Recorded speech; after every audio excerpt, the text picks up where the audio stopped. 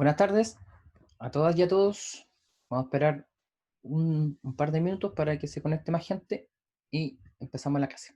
Ok, y ahí se han integrado la mayoría. Buenas tardes nuevamente.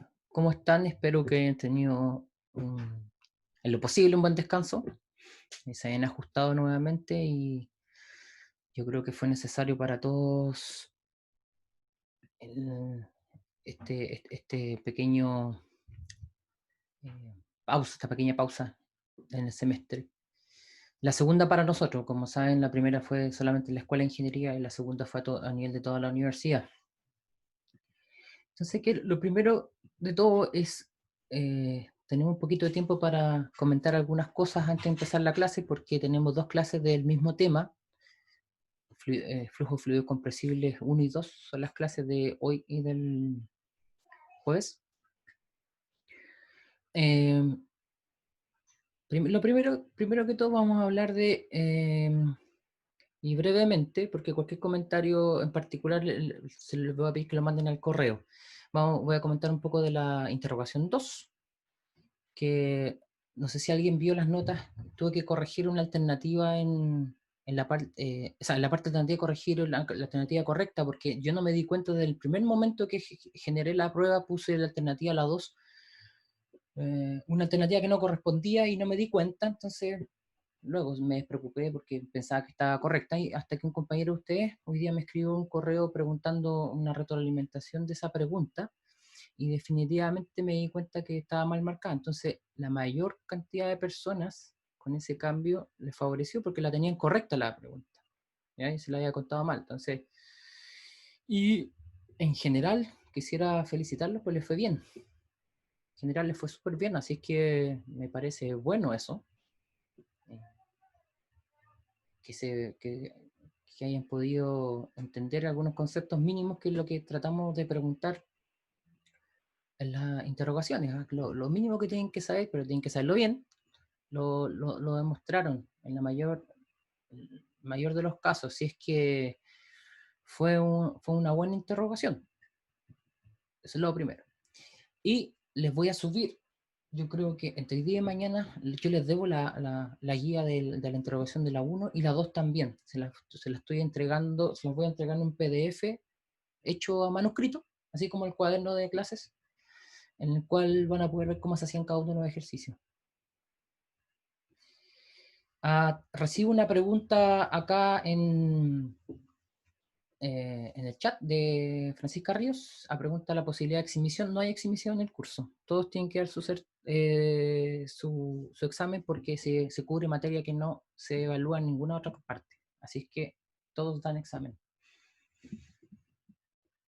Y como les dije alguna vez, el examen siempre tiene la posibilidad de varias preguntas, de tal manera que ustedes puedan, las personas que faltaron a alguna interrogación puedan cubrirla con esa pregunta, y las personas que dieron todas las interrogaciones pero quieren subir su nota, también pueden responder esas preguntas. Así es que el examen es un poquito distinto, ¿no? Ya, ahí vamos a ver cómo lo hacemos.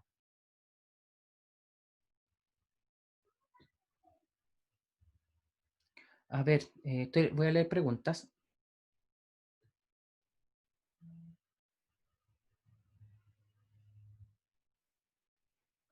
Y ya, que son de varios temas.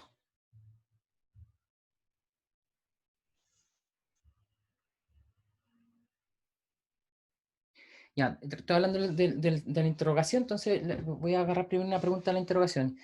Cristine dice que si se evaluaban las tres preguntas finales, no están evaluadas directamente.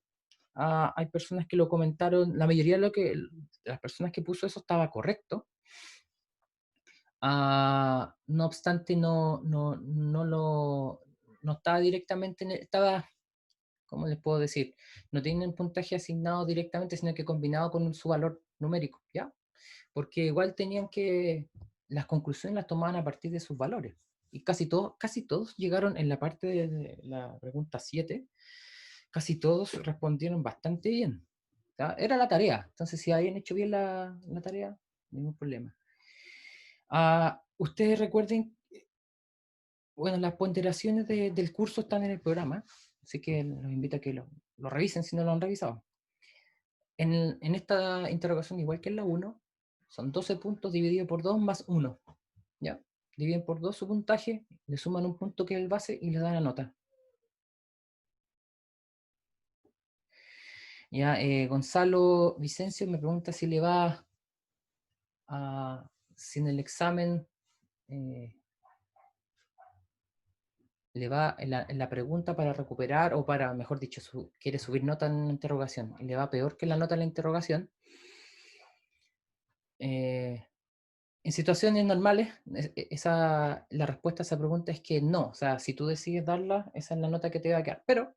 Pero dada la circunstancia, yo voy a dejar la mejor nota entre la que pueda la interrogación y la que corresponde al examen. Así es que no van a perder nada. Ojalá que la suben en el examen, esa es la idea. Se supone que a la altura del examen ustedes ya están con más experiencia, saben conceptos mucho mejor, están un poquito más maduros con esos conceptos, por lo tanto van a responder, generalmente la gente responde mejor por eso, porque ya llevan todo el bagaje del curso. Por lo tanto, la probabilidad que suban en el examen es mayor que la probabilidad que bajen. ¿Ya? Para el examen vamos a ver cómo lo hacemos. Eh, el tiempo que le vamos a dedicar va a ser un poco distinto a las interrogaciones, ¿ya? Porque el examen va a tener más preguntas. Tengo que ver, yo he llegado a una cierta conclusión no, de cómo deberíamos hacer esto, pero tengo que conversarlo con el jefe docente, ¿cómo se llama? Daniel Garrido del departamento, que es como un jefe carrera, digamos, ¿sí? Coordinador docente, así se llama en el departamento, acerca de la metodología de evaluación, si se permiten ciertas cosas. Entonces, una vez que yo ya tenga claridad con eso, voy a, voy a, voy a ver si en el examen lo hacemos un poco distinto, porque de nuevo, como es materia nueva y materia antigua, es distinta la cantidad de preguntas que voy a hacer. El certamen, disculpen, en la interrogación 3 lo vamos a hacer igual que la 2, pero posiblemente les voy a facilitar más aún la posibilidad de sus respuestas, porque no creo que estén presionados ni nada por el estilo. Eh, que esa, ese tiempo que le tienen que dedicar subir información, etcétera, no los perjudique en nada. Hasta el momento he aceptado todo que ha llegado un poco más tarde, no hay problema. ¿Ya? Yo entiendo la situación, eh, sobre todo en la hora que hicimos la interrogación 2 que la interrogación 2 esa hora es peak en el ancho banda, entonces a veces las cosas no andan rápido. Y bueno, eso, eso respecto a la interrogación 2. Les voy a subir, a ver, déjenme solamente para mostrarles rápidamente. Así se va a ver.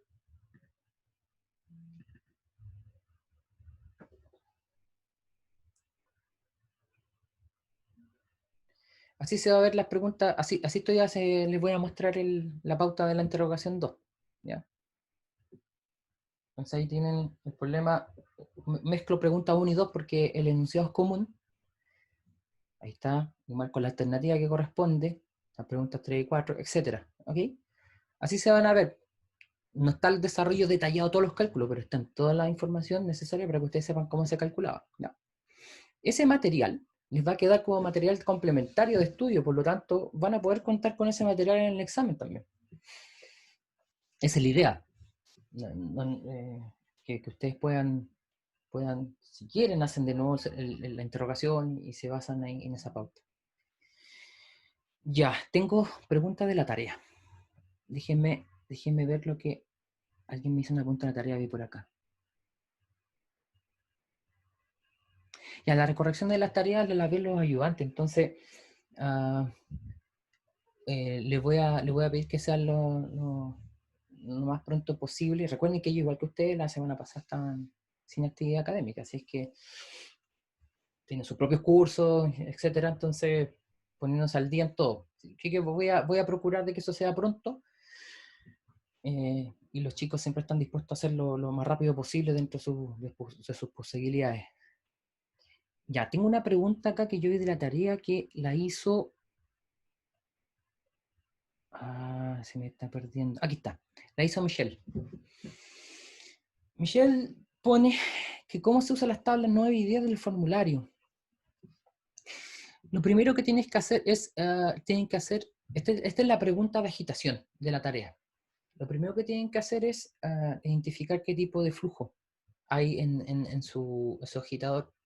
Si es rotacional, si es axial, si es radial. ¿Cuál prevalece?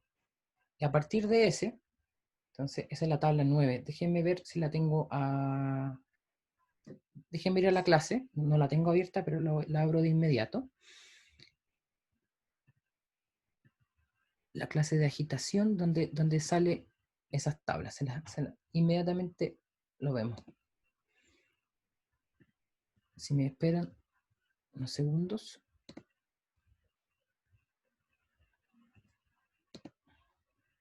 Creo que aquí están, ¿eh? Ahí. Esta cosa me... Tenemos 3 clases que hablamos de agitador, entonces estoy tratando de ver las 3 de la tabla. Finalmente era la primera. Siempre lo último que uno busca.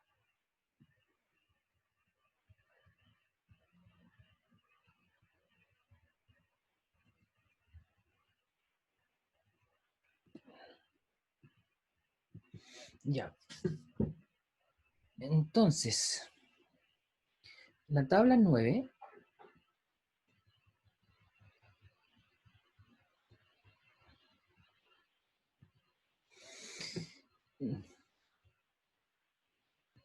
disculpen, no lo encuentro rápidamente. Voy a verlo tal cual como ustedes lo quieren ver, que es en el material complementario, en los anexos, tabla de apoyo. Acá está. Por fin lo encontré. Disculpen la tardanza. Sí, sale acá 17, pero en realidad no pillé nunca como yo quería, pero no importa. La pillé acá, de esta otra manera. Si es la misma tabla. Ahí está. Tabla 9. Entonces, para la tarea tienen que ver qué tipo de aplicación tienen. Y si se acuerdan, en la tarea hay una transferencia de calor de chaqueta o hacia la chaqueta, ¿no es cierto? O sea, están calentando o se está enfriando el fluido de trabajo. Y si se fijan en la tabla, en el primer caso, 1, 2, 2.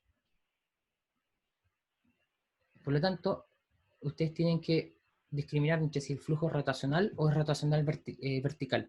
Las dos. Donde ustedes van a tener alguna cantidad grande, con la turbulencia es baja en ambos casos, y le dicen que es moderada o moderada alta la potencia requerida, y hay un solo método de escalamiento que he recomendado, que es velocidad de punta constante. Entonces, si ustedes estiman, en este caso la tarea, ¿se acuerdan de qué tipo era? Les voy a abrir la tarea. Dejé de compartir para que no vieran tantas carpetas que tengo abiertas aquí. En la tarea, me acuerdo de memoria, sí, por eso tengo que abrirlo. Les preguntamos, estamos hablando de la tarea 3, ¿no es cierto? Por si acaso, si alguien no había... Les comparto nuevamente la pantalla.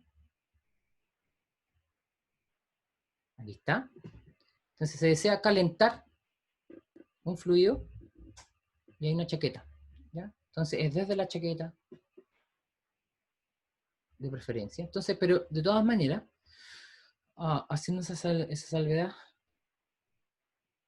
ustedes pueden determinar cuál les hace sentido. Entonces tenemos dos alternativas nomás, rotacional o rotacional vertical.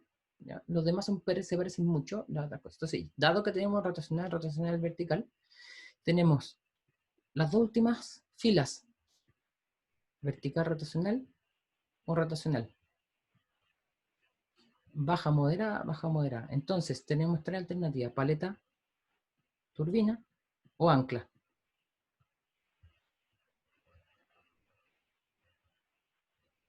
y en todos los casos la turbulencia puede ser baja o moderada, que es lo recomendado al principio. Un flujo másico, bueno, ahí tienen que estimarlo más o menos en el orden que... Pero ahí tienen ustedes la decisión. Profe, ¿le puedo hacer una pregunta? Sí, no estoy viendo que levante la mano, así que está bien que me hable nomás. Dígame. Es que ya, en la tabla 9 dice que en la primera ¿Sí? fila dice que la turbulencia debe ser baja y en flujo dice cantidad grande. ¿Sí? Pero cuando usted va a la tabla, a la tabla 10, como que no hay opción de turbulencia baja y flujo grande. Solo turbulencia moderada y flujo Ah, grande. ok, pero ahí no se trata, a ver, no está tallado en piedra, estas cosas no funcionan así en Ah, forma ya. discreta. Es una recomendación y son los rangos aplicables. Dentro de tienen ciertas restricciones y tienen que ver cómo funciona. De hecho, no está mal que alguien chequee las dos opciones.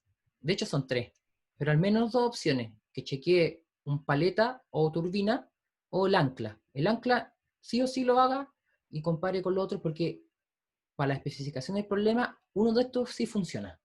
Eso les puedo asegurar. Y ¿Ya? otra pregunta sobre eso, Sí, que según esa tabla, como que ahí hay una relación, como que uno puede sacar una relación de D partido T. sí. ¿Tenemos que usar esa para el escalamiento también? El escalamiento, mira, aquí Joaquín le está respondiendo a Leslie, también en el chat, que está respondiendo algo muy parecido a lo que tú estás preguntando. Me preguntó, Francisca me preguntó, ¿no es cierto? Sí. Ya, que acá dice velocidad de punta constante. Velocidad de punta constante, ¿se acuerdan qué es lo que era? De n por d De por N. constante, ¿no es cierto? Entonces el n por d, el d es el n, son las revoluciones por minuto del que tengo el dato, digamos la escala chica, o la escala de laboratorio, con el diámetro del impulsor pequeño, y yo tengo que ir al grande, y en el grande, si yo tengo una geometría o una cantidad de fluido que quiero mover, me refiero a mover al agitar, exactamente, déjenme, se me estaba perdiendo, acá está, te dan la cantidad que tú quieres mover o quieres agitar, por lo tanto vas a saber el diámetro del impulsor grande y tienes que determinar cuánto es el n del grande. Entonces, está todo dado y en uno de esos casos, de los tres que yo les digo de la tabla 10 que salen, que es una paleta, una turbina, la paleta no me acuerdo el número, déjame verlo, A5. A5 y la turbina B4, el ancla C6. Entonces, prueben primero con el ancla y les puede dar bien y después comparen con paleta y turbina.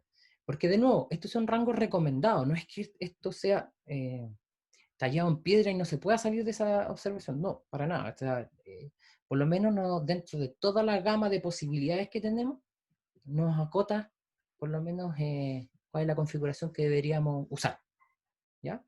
Entonces, es una Profe, primera consulta y luego ustedes van determinando con todos los datos del problema, van determinando cuál esa es la que mejor se adapta. Dígame, ¿quién sigue preguntando? ya. Tengo una duda porque esa Monse. tabla, la tabla 10, ¿Mm? corresponde para un fluido con ciertas características. ¿Sí? Mi duda va más por el criterio de escalamiento, porque en la tabla 9 sale que es por velocidad de punta constante, ¿Sí? pero ahí no se consideraría ni la densidad ni la viscosidad. ¿Se puede utilizar otro criterio? Por ejemplo, en la ayudantía vimos que Reynolds se mantenía constante. Ah, pero Reynolds constante, ¿acaso no es? A ver, vamos a la clase. Ah, no, al final no la abrí. ¿No se acuerdan de dónde viene el criterio de velocidad de punta constante? ¿Viene de ahí? ¿El Reynolds se mantiene constante o no? Es lo mismo, Ah, ya. es lo mismo. Ya, perfecto. Ya, déjenme Muchas ver el gracias. criterio. Sí, de nada. Déjenme ver. Ya no, ando de memoria con las clases. Pero la clase sale específicamente, cuando el Reynolds se mantiene constante, significa que la velocidad de punta es constante. Porque ¿qué tiene el Reynolds? Si se mantiene constante, significa que las propiedades no han cambiado porque es el mismo fluido, ¿no es cierto? Entonces, ¿qué va a cambiar? En el Reynolds modificado está el n por d. Eso es. De ahí viene ese criterio. ¿De acuerdo? Entonces, le pusimos una ayudantía y quiero hablar ahora, si no tienen más preguntas específicas de la tarea, prueben con eso. Van a seguir, a lo mejor van a tener una duda después, lo pueden preguntar en el foro de la tarea, o me pueden mandar un correo, como quieran, para cosas más particulares, pero por lo menos ya tienen un punto de partida y no se estanquen con esta posibilidad de que no salga lo que ustedes específicamente quieren. Tienen que ajustar lo mejor posible con esa tabla, pero recuerden, es un punto de partida, no es una receta. Francisca, ¿levantaste la mano de nuevo? Sí, es que no entendí muy bien a qué se refiere con probar como con los casos y ver si funciona, porque, o sea, ¿cómo discrimino yo si funciona o no? ¿Hiciste el ejercicio? Sí, Con los tres. no, con uno. Ya, por eso, hazlo con todo y te vas a dar cuenta. Te vas a dar cuenta de inmediato. Tiene que ver Ay, con que no te dan contradicciones. Por ejemplo, por un lado, te dicen que el proceso, voy a dar un ejemplo bien extremo que posiblemente no da en este ejercicio, pero por un criterio tú te das cuenta que es laminar el flujo y por otro te das cuenta que es turbulento, entonces hay contradicción. Eso te va a pasar. ya. ¿Ya? ¿Ok? Gracias. Pruébenlo primero y después podemos seguir hablando. Yo lo tengo hecho, pero o sea, no es la idea que se los diga, sino que avancen un poquito y ahí yo los voy guiando si alguien ya está más o menos avanzado y todavía le queda una duda. ¿Ya? Camila, tienes la mano levantada. Sí, profe, yo quería preguntarle más o menos los rangos de flujo másico, porque la tabla dice pequeño, grande, pero la verdad yo no sé discriminar cuándo un flujo es grande o chico, no sé. Compara con el número de flujo. ¿Se acuerdan qué significaba el número de flujo? ¿Qué significaba físicamente? El número de flujo está incorporado implícitamente en el número de potencia, pero el número de flujo te dice cuántas veces, ah, a ver, cuántas revoluciones son necesarias para abarcar la misma cantidad de flujo en una vuelta. Creo que así era, no me acuerdo de memoria El cómo número de es, flujo es pero caudal partido diámetro al sí, cubo por el n. sí, y el número de flujo tú lo comparas entre eso, entonces, no sé si la clase misma está en los apuntes sale un rango de número de flujo. Ya. El número de flujo también está varias personas me preguntaron por qué libro de agitación es bueno. Mira, en la bibliografía hay libros que son de operación unitaria, que son bien generales, pero de ahí hay dos libros que se destacan en agitación. Uno es del autor McCabe Smith y no me acuerdo, Harris creo que es el otro autor, pero McCabe Smith es muy bueno en agitación, o sea, es un buen libro. Y el otro es el Jan Koplis, que también es de operaciones unitarias y también es muy bueno. Entonces, en esos libros ustedes pueden chequear alguna información, si no la encuentran en los apuntes rápidamente, también pueden chequear información ahí y les va a ayudar a determinarlo. Una vez que definan cuál es su criterio, de nuevo, es un proceso un poco iterativo, no es algo que llegar y aplicar una receta, ¿de acuerdo? Así que no se impacienten si no les sale a la primera. Ya, profe. ¿Ya? ¿Y le puedo hacer otra pregunta? Sí, Que no Camila de sé, nuevo, ¿no es quizás es cierto? algo, Sí. sí, Sí. quizás es algo muy obvio, ¿Sí? pero se pusieron a hablar de escalamiento en el chat y de que había que escalarlo, pero el enunciado nunca dice que hay que escalar nada, entonces no sé por qué. O sea, no sé si hay que escalar Ok, algo. no, sí, No sé. entiendo. No, lo que pasa es que, mira, déjame mostrarte aquí, están viendo el enunciado. El enunciado les da para cierta geometría, son calentar 15 metros cúbicos, ¿no es cierto? Tú cuando Ujú. vas acá, te da un cierto diámetro del agitador, la velocidad de un agitador con un estanque de 6 feet, de diámetro. Por lo tanto, es otra escala. ¿Te das cuenta? Entonces, Pues te te puedo están usar la dando... tabla y Sí, se escala. exactamente. A ti te dan... La tabla te está dando condiciones para una geometría. Y si tú tienes otra, tienes que escalar. Por eso te dice acá al lado, en la tabla 9, dice aquí el criterio de escalamiento. Base de escalamiento. Ya. ¿Por qué? Porque está hecho para un cierto tamaño. Y para otro tamaño tienes que hacer el escalamiento correcto. Eso. Por eso estaban hablando de eso tus compañeros. Ya, profe, muchas Ya. gracias. Aquí Paula Alarcón pregunta si el programa 9 que subió sale una lectura. En las lecturas, claro, esas lecturas recomendadas son las de clase a clase. En clase a clase hay una lectura al lado y eso es una lectura recomendada que idealmente que todos leyeran antes de la clase para que les saquen más provecho a la clase.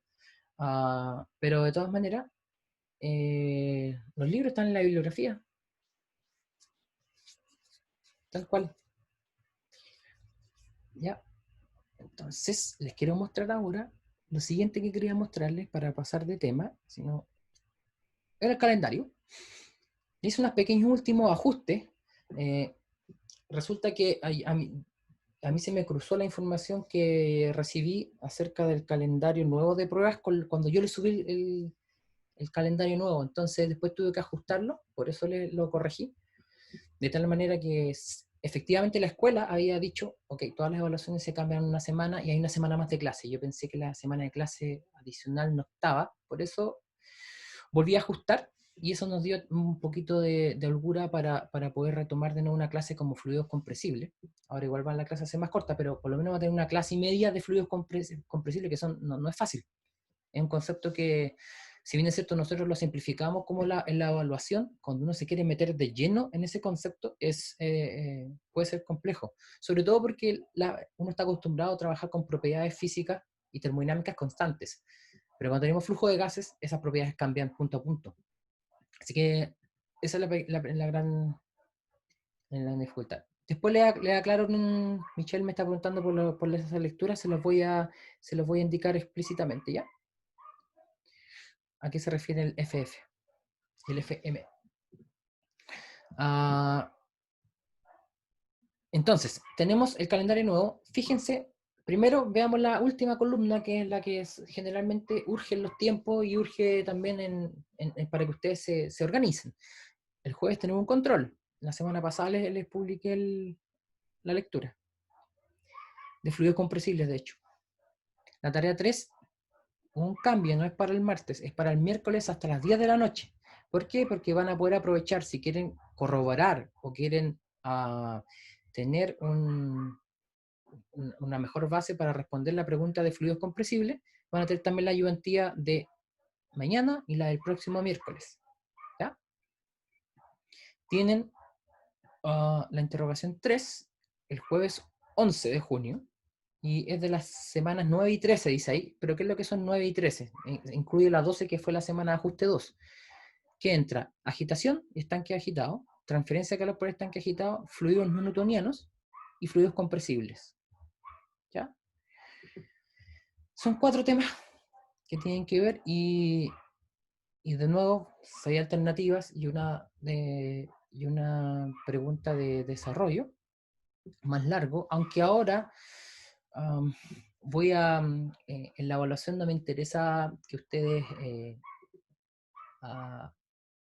no me interesa poner una dificultad tan grande como en la tarea, por ejemplo, que iteren para la pregunta de agitación. A mí me interesa que, dada una información correcta y una información suficiente para determinar criterios, ustedes sepan aplicar qué criterio de escalamiento hay que usar, ¿ya? Esa va a ser como la pregunta grande, es la de diseño, por decirlo así, va a ser la de agitación y mezclado. Obviamente, para que sea un ejemplo completo, es agitación con transferencia de calor. Esa es la pregunta grande de la interrogación 3. Y las otras se dividen entre las 6 alternativas, ¿no? Eso va a ser la interrogación 3, que es el jueves 11. Entonces ya no se topa ninguna actividad el mismo día. La tarea 3, usted la entrega a las 22 horas y después de eso vamos a publicar la guía de la tarea 3 para que la tengan para la interrogación 3. El proyecto, conversando con Matías, si bien es cierto, Matías lleva la batuta en cuanto a los proyectos semestrales, siempre estamos conversando primero, partiendo con los temas que hubo, cómo conformar los grupos, las fechas, y en realidad usted, conversando con Matías, en una primera instancia, Matías me dijo, profe, ¿sabe qué? Un montón de grupos me han manifestado que están súper apretados en tiempo y, ok, cambiémosla una semana, no hay problema. Entonces la entrega preliminar va a ser el 16 de junio. Miren, la entrega preliminar tiene una cierta rúbrica, unas ciertas cosas que esperamos que ustedes entreguen.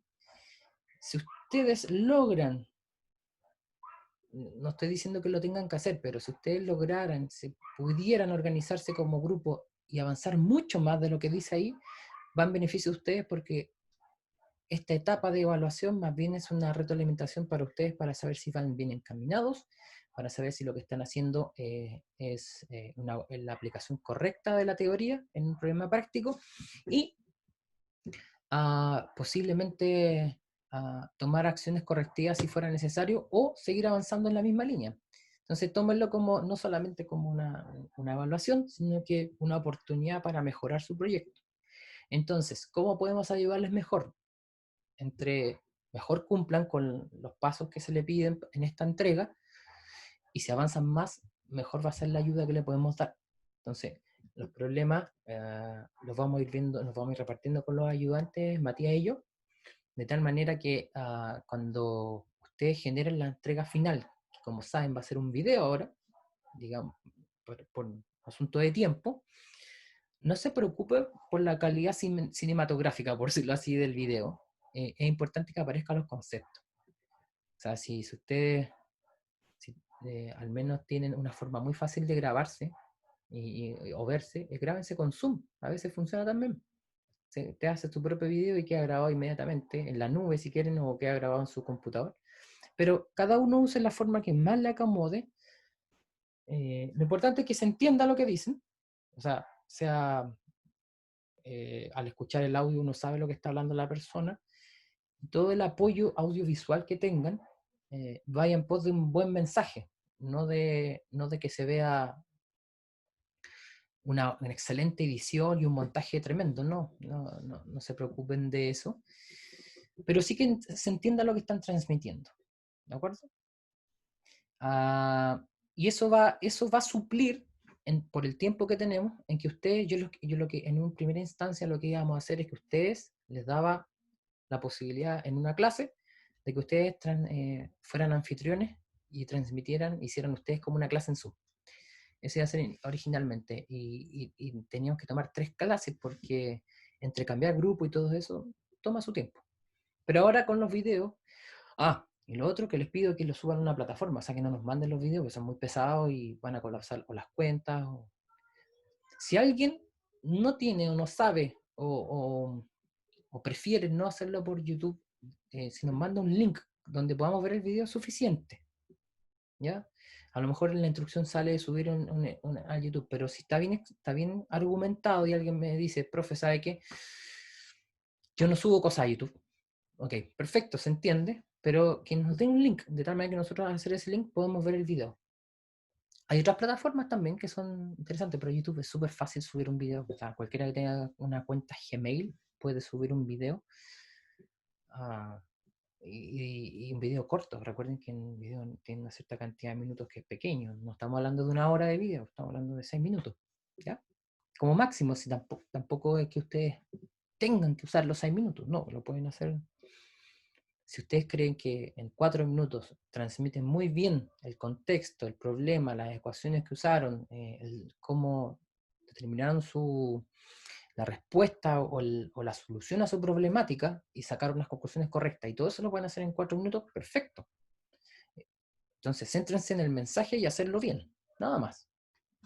Si les queda tiempo y alguien quiere hacer un video más elaborado, ningún problema, ¿ya? Pero no es mi intención evaluar nada que tenga que ver con edición, montaje del video, para nada. No sé si está de más decirlo, pero en su vestimenta, personalmente no tengo problema con la vestimenta, pero bueno, hace frío ahora, pero no van a salir con una teñida demasiado informal, ¿ya? No creo que se pongan corbata a los hombres, las mujeres vestidos, para nada. o se pongan ropa de oficina, no es necesario, pero sí que se vea sobria y no sea, porque esto es una evaluación formal, pues, entonces ténganlo en cuenta al momento de vestirse. ¿Ya? Entonces, la primera entrega es el 16 de junio y la entrega del video es el 30 de junio. El 2 de julio van a entregar su documento escrito. ¿Entienden? Así es que, no sé si a decirlo ahora, pero vamos a ir viendo cómo va el semestre. Tenemos una pequeña holgura, dado que nuestro examen es mucho después que terminan las clases. Hay una pequeña holgura y vemos, traten de avanzar bien. Sobre todo después de la entrega de la entrega preliminar, vamos a ver cómo van avanzando. Las fechas finales podrían correrse. No les aseguro nada, pero podría correrse, sobre todo pensando en que ustedes, el grado de avance, qué tan ocupados estén al final del semestre. Yo creo que van a estar todos muy ocupados. Y nosotros también, ¿verdad? Porque para dar la retroalimentación necesitamos leer su informe y corregirlo. Quizás en el caso de cada persona que se tenga que reunir con un grupo y transmitirle esto. Así que van a contar con nuestro apoyo. ¿Qué viene después? 23 de junio hay un control 7. Si se dieron cuenta, el control que correspondía a agitación, agregamos 2 preguntas pequeñas en la tarea. Así que estamos cubriendo todas las lecturas que estaban originalmente entregadas. El de control 7 es de evaporadores. Y las clases terminan la semana donde empieza julio. Y aquí nuestra última clase formal es el 2 de julio. Y el viernes 3 para todos terminan las clases. Cristina me dice la fecha del examen, sí, esa fecha nos lo entregó la escuela y las fechas de interrogaciones y exámenes para que no se tope nadie, para que no haya problema, están distribuidas de tal manera que la instrucción es ciñase al calendario, ¿ya? Tiene que haber una eventualidad muy grande para que no lo hagamos, pero esa es la fecha. No es muy buena porque está mucho después, pero por lo mismo, fíjense, esa semana del 17 y el 9 de julio ya terminaron las clases, pero yo les ofrezco, es voluntario, yo les ofrezco que el martes en horario de clase y el miércoles en horario de clase nos juntemos a conversar y aclarar dudas. ¿Ya? Entonces, esas horas van a estar bien aprovechadas si ustedes vienen con buenas preguntas. No voy a pasar materia ni nada por el estilo, no voy a hacer ejercicio. Ese va a ser duda. Ustedes, estudio personal, y les voy a dedicar yo tiempo, ese martes 7 de julio, el miércoles 9 de julio, me lo voy a dedicar tiempo para que ustedes me hagan consultas y veamos algo que sea interesante para todos. Es más, si alguien encuentra algún ejercicio o algún problema interesante y cree que sería muy bueno que lo escucharan todos en el curso, bueno, me lo manda antes del 7 de julio o antes del 9 de julio y lo vemos. Creo que puse mal aquí. No es miércoles 9 de julio, es jueves 9 de julio. Siempre se pasan cosas. Ya, es 9 de julio, es jueves 9. Entonces, en ese horario yo les voy a... Yo voy a estar conectado y les voy a mandar el enlace a la sesión Zoom y todo eso. La semana siguiente no tenemos ninguna actividad, el martes 14 no vamos a tener nada y el jueves 16 es feriado. Y inmediatamente el lunes siguiente es el examen. Y el examen, ojo, no lo puse ahí. Quizás debería ponerlo, eso voy a hacer. Es a las 8 de la mañana. ¿Sabían eso? No sé si es primera vez que se lo estoy diciendo, pero es a las 8:30. ¿A qué hora empiezan las clases en el primer módulo? ¿Es a las 8:30 o a las 8? Se me fue. Bueno, en el módulo 1, 8:30, ok, sí. Entonces a las 8:30 empieza el examen. Es el lunes, para que lo tengan en consideración. No hay ningún otro examen que les vaya a topar ese día porque el calendario está hecho así, ¿ya? Entonces, tempranito en la mañana, ese día nos vamos a juntar. El examen tengo que hacerlo un poquito distinto. A mí también me complica la fecha, pero bueno, por eso les decía que la forma de tomar ese examen va a ser un poco distinto porque yo tengo que hacer clases a esa misma hora. pero en mi universidad. Así es que, de alguna u otra manera, va a ser un poquito distinto y al menos va a estar a cargo algunos de los ayudantes o Matías ese día al empezar el examen. O sea, yo voy a sumarme en algún momento, pero va a empezar ese examen otra persona para apoyo, ¿ya? Bueno, falta un rato todavía para eso, ya nos vamos a poner de acuerdo.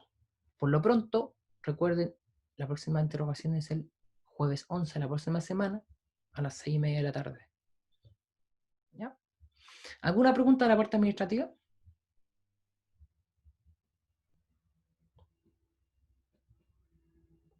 ¿Ok? Entonces, si surgen más cosas, correo, si veo que hay algo que es que amerita que todos tengan que saberlo, yo se lo pongo en un anuncio, ¿ya?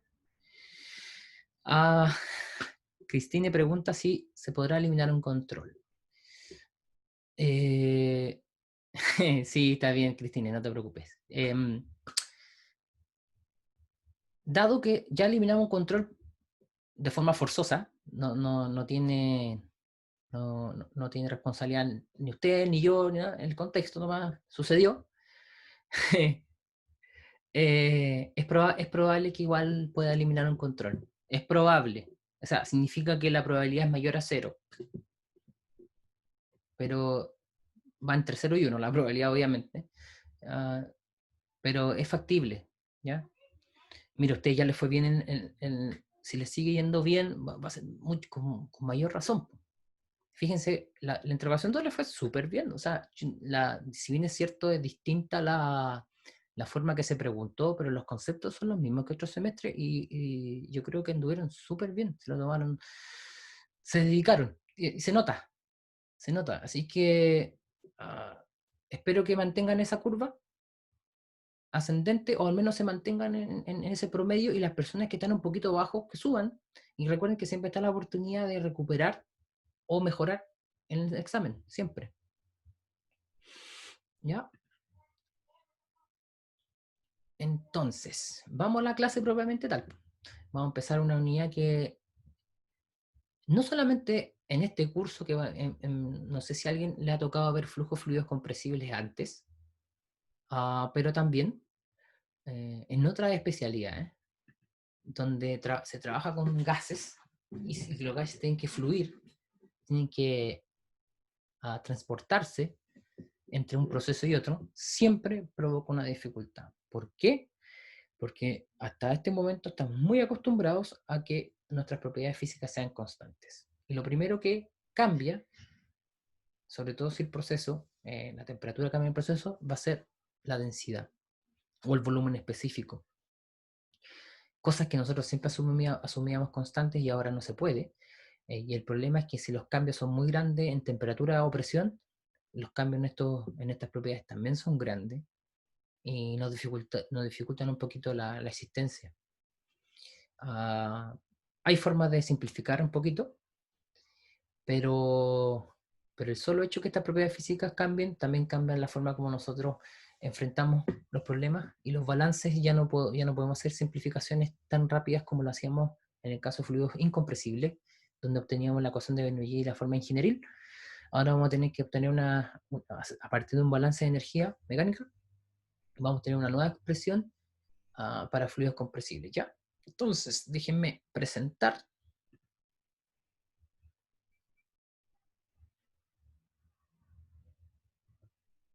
Entonces, primero, hay una ecuación de Bernoulli que da en forma general, que es un balance de energía mecánica.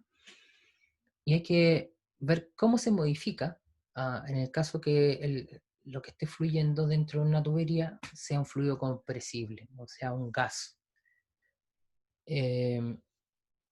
Si bien es cierto, esto está puesto en los objetivos de la clase, etc., me gustaría hacer un pequeño matiz respecto de decir modificar la ecuación de Bernoulli, sino que en vez de decir modificar, ustedes también podrían decir, y para mí mucho más certero, es plantear correctamente el balance de energía mecánica para el caso de fluidos compresibles. Recuerden que esto viene de un balance.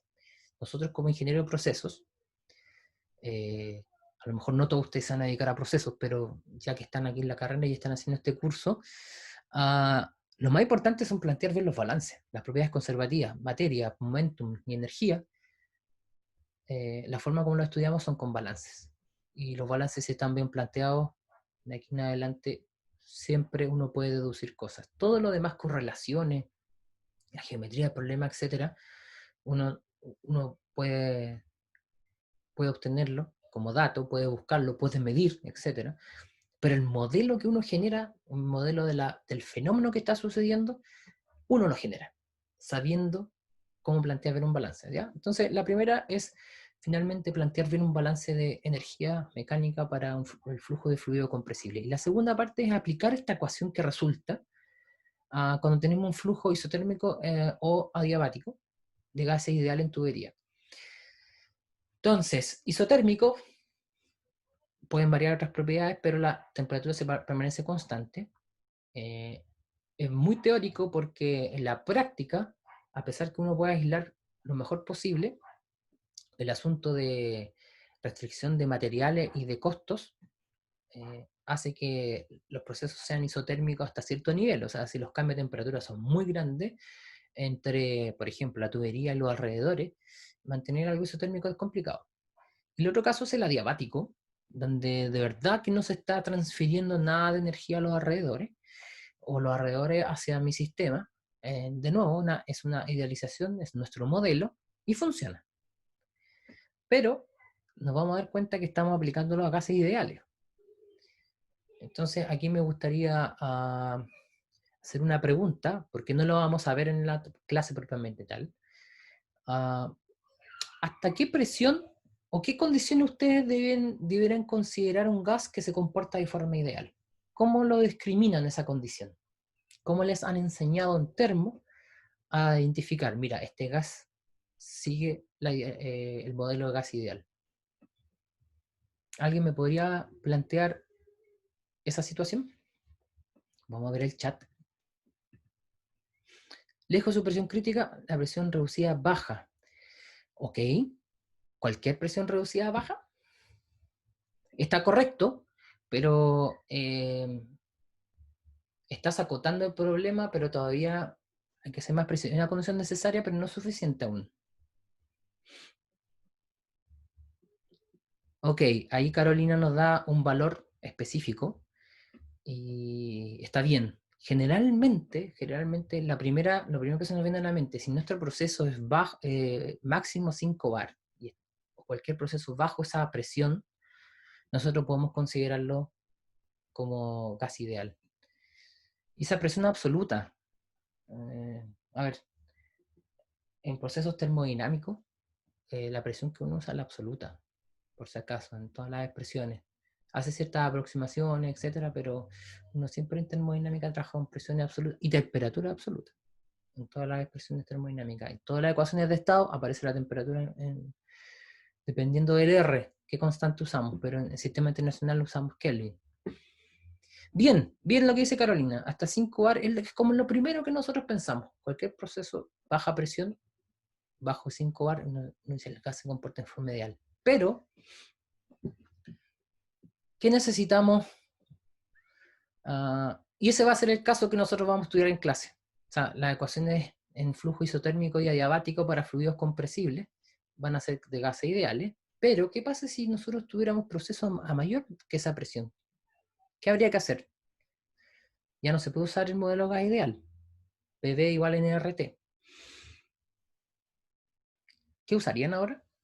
¿Conocen alguna ecuación de estado que les permita determinar las propiedades volumétricas a otras presiones que sean mayores a 5 bar?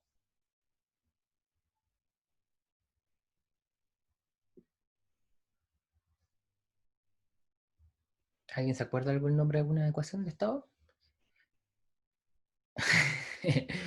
Joaquín, te fuiste a la que cubre todo.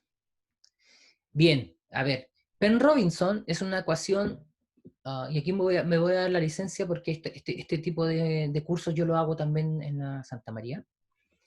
Están nombrando modelos súper buenos. Miren, las ecuaciones de estado finalmente es una ecuación que relaciona presión, volumen y temperatura.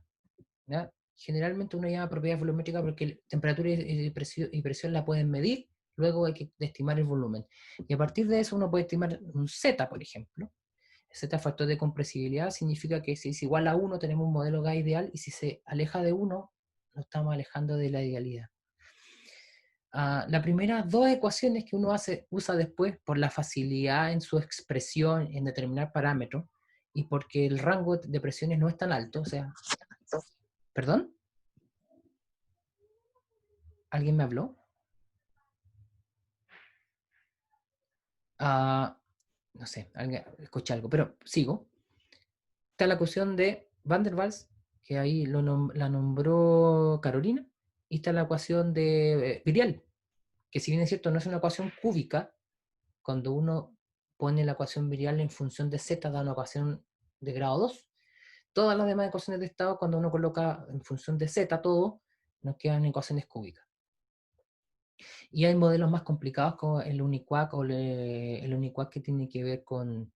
Son ecuaciones que toman en cuenta un poquito más de cosas, porque hay ciertos parámetros que tenemos que saber. Para que sepan ustedes, y con esto estoy terminando este paréntesis, es, si ustedes saben la temperatura crítica, la presión crítica y el factor acéntrico de un compuesto, podrían determinar todos los parámetros de las ecuaciones de estado cúbicas. ¿Ya?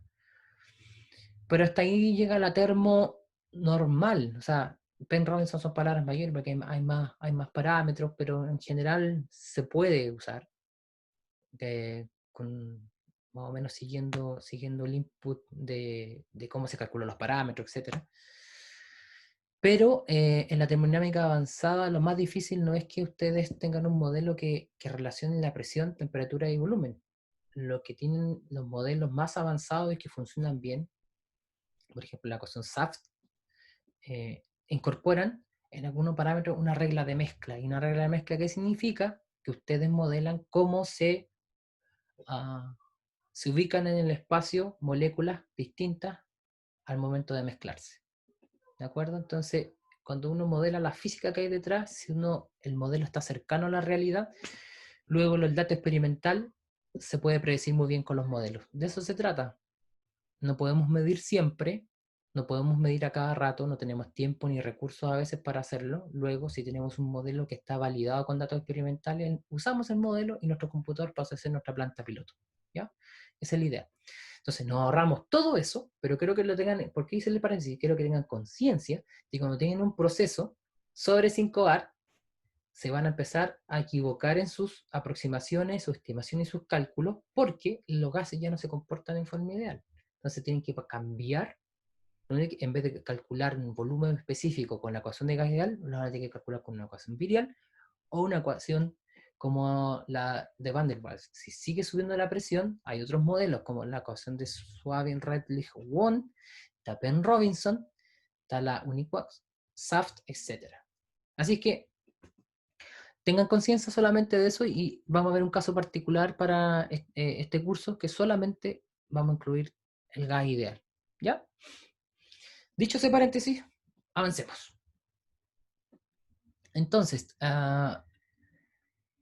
en los procesos, la mayoría, por no decir todos, estamos transportando fluidos. Generalmente en fase líquida, pero también tenemos fluidos en fase gaseosa.